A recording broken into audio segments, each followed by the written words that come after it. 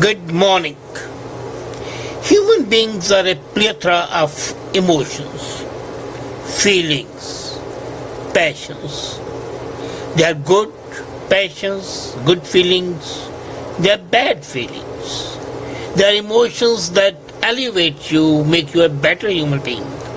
They are emotions which make you not what you should be. And still there are emotions which are both good and bad, seen in the context of where you are. The same emotion at one time can be very elevating, very regenerative, very humanizing, and at the same time it can be very regressive, it can be very harmful, it can be really devastating to your self. One such emotion is the emotion of empathy. Now let's be very clear. I'm not talking of sympathy. I'm talking of empathy.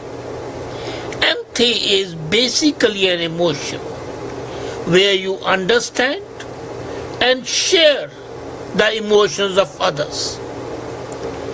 It's a construct of diverse multiple components, and each of those components is associated with its own brain work. It's like that there are diverse varieties of brains, apart from this brain, the gray matter. But however, if you really have empathy, you can look at it in three aspects. The first is affective empathy. This is, the empathy to share the emotions of others. When you go to see a movie, you see there's one person who starts weeping at the smallest pain that is there with the hero or the heroine. There's a strong visceral reaction, and that person is having affective empathy. That is the emotion. Such people feel scared at the difficulty of others. They feel others' pain strongly within themselves, and sometimes they feel that the pain is not that of the other person, but is their own pain.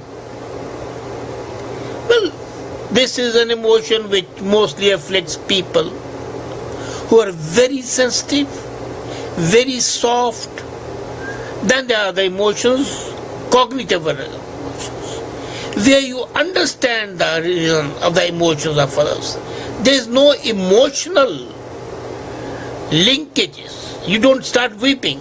You start to think, why is it happening? You may not share the emotion in a visceral sense, but you want to understand the hidden and the basic reason of that emotion. And finally, there is emotional regulation. In this part, you can regulate your emotions and then affect. Now you see, when the doctor is operating on a patient, he cannot have visceral sympathy, because then he'll say, well, this man is in pain and he will not be able to operate. He doesn't need emotional and cognitive aspect as well. He is regulating his own emotion, and that regulation helps him control his own emotions. You see, most of the empathy is a distinction between yourself and the other. So it's not mimicry, it's not imitation. It basically involves self-awareness. Many animals would show you an emotional contagion to the other animals. That is mimicry. And when there is no self-awareness, and there is no distinction of the difference between yourself and the other, then that is emotional contagion, but it's not empathy in the strict sense. Now you've got to understand also the difference between empathy and sympathy. In empathy, you feel concern, and there the matter ends. In sympathy, you take 2 steps ahead. There is affective empathy, there is also cognitive empathy, and you desire to help the person with whom you are having empathy. At that time, when you desire to help, empathy becomes sympathy. Now let's be very clear. Is it a human emotion? Yes. But it's not only human, even the animals suffer from this.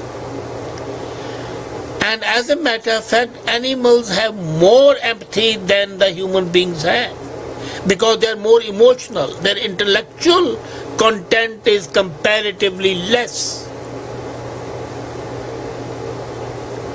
Would you be amazed if I tell you that psychopaths who kill people for no reason, they do not lack empathy, they have a lot of empathy. As a matter of fact, they understand what the victim is feeling when they are torturing them. So cognitive empathy is very strong in them. What they lack is sympathy. So that's what I want to tell you. They have empathy, they can understand the emotion, they can understand the feeling, but they cannot and do not want to share the pain and suffering. And psychopaths are very good at regulating their emotions. Now this is important to understand in the modern context of terrorism even. They understand that they are causing you pain, and they understand how you are going through that emotion. But they have no sympathy. Devoid of sympathy, empathy is very clinical, as I said earlier, an almost visceral emotion. Do we need this emotion? Yes. It is behavior science, and our social behavior needs it. Greater empathy leads to more helpful behavior. This is the first step towards sympathy. If you are extremely visceral, cold, calculating, cold-blooded animal, then you stop there. If you are more human, more visceral, then you become more sympathetic. But it's not always the case. As I said earlier in the beginning, this is a curious emotion. It helps you go up and it helps you go down even. At times, empathy can inhibit social action and even lead to a very immoral behavior. I didn't say immoral, I didn't say moral, I said immoral, which has no ethics involved in it. Just imagine you're going on a road and you see a car accident, and you are overwhelmed by emotion witnessing the victims in severe pain. But you may not like to help him. You may not like to go further because of the various reasons. They can be your own being rushed for time, some other preoccupation, or as in the countries of South Asian origin, the police might be there to harass you, considering you the man responsible. Similarly, this emotion also leads to jealousy and enmity even. The feelings for the members of your family, your social group, your racial group become so strong, and the empathy is so powerful that you start hating the people who are opposed to those norms espoused by your group, your race, your religion. And that leads to aggressive behavior, sometimes passive aggressive, sometimes really aggressive. Again, in a modern context, it is empathy of the terrorists for their behavior which leads them to antisocial behavior. So psychologically, they at one level, empathy is helping them correlate with their own social setup. And then to protect that, they become anti others who they feel are threatening their established system, their values. Now this may not be acceptable, but then it is a fact. So aggressive behavior, the same empathy, which is a positive one, now becomes negative one. It becomes more aggressive. You know, I was talking to you. Another thing. When you have a feeling of empathy, the person with whom you have empathy also responds. And then this trait is used by the cheats, manipulators, psychics. You know, all these people, the astrologers, the psychics, the so-called godmen, have excellent empathy emotion. And that empathic emotion, that empathetic skill, they use to manipulate others. So it becomes antisocial at that time. So first it was a positive one, a regenerative one, makes you a better human being. Then it can make you a psychopath. And then it can make you a fraud, a cheat, a dishonest person. So same emotion manipulates human mind in diverse reactions and in diverse directions. Now imagine, let's take an example. There's a footbridge problem. And you see, you're walking up the footbridge. There's a railway line below that. And there are 5 people tied down to the railway line and the train is coming. The only way you can tell the driver to stop the train is to throw your neighbor, the person who is standing next to you, whether you know him or not is immaterial, on the line, so that this person will fall, the driver would see him falling and stop the train. And those 5 persons would be saved. You are having empathy for those 5 people. And then you decide whether to push this person or not. Is the life of this person more important than the lives of 5 people? Now mathematically, that might be important. Ethically, it's a very gray area. But this is a utilitarian response.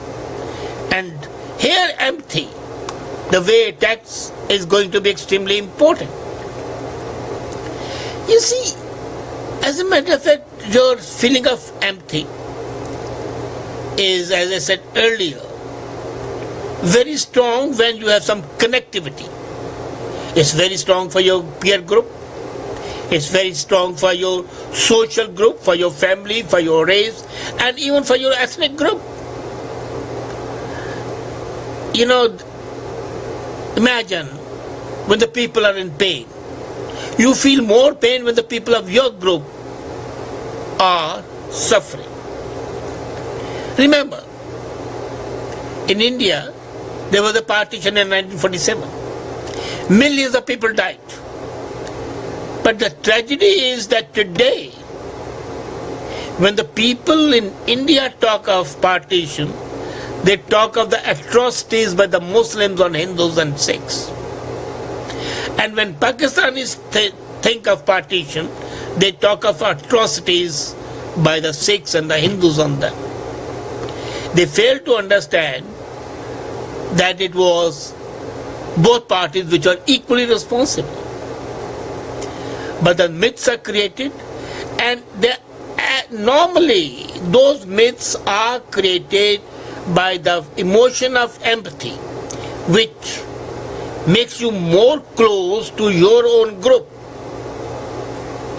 Then people, another thing, who are less empathic are the people who are in pain unfairly. If a man is suffering, not because of his own fault, he will not have empathy with others. So at that time, your nerves block this emotion, which is, as I said, both regenerative and regressive. So what happens is, there's a duality of life. We generally feel happy if our people win something. It's like in a match, a cricket match is taking place. All the Indians, wherever in the world they may be, will jump for joy when that cricket team wins. And they will have long faces if the Pakistanis win. The same would be the reaction of the Pakistanis. The same, so you see, if you conduct a brain imaging at that time, you will see how they are working. The people who want to harm others do not harm others because they hate them, but because they love somebody more than they do. All the criminal actions can be analyzed from the emotion of empathic behavior. And 90% of the times, this emotion of empathy does not transcend to sympathy. And that's a tragedy. So we have got to regulate our emotions. We have got to see that our emotions are not runaway horses.